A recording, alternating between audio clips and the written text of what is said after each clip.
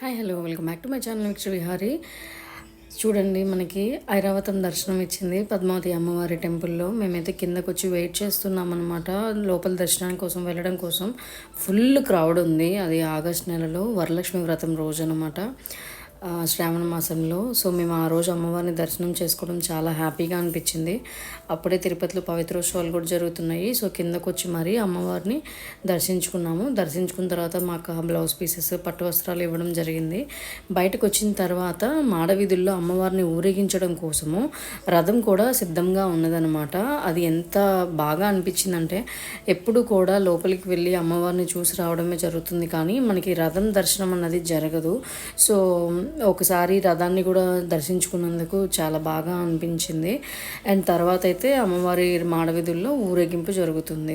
ఈ వీడియోస్కి అయితే కంటిన్యూ వీడియోస్ ఉంటాయి, తప్పకుండా చూడండి. Thank you so much for watching అండి.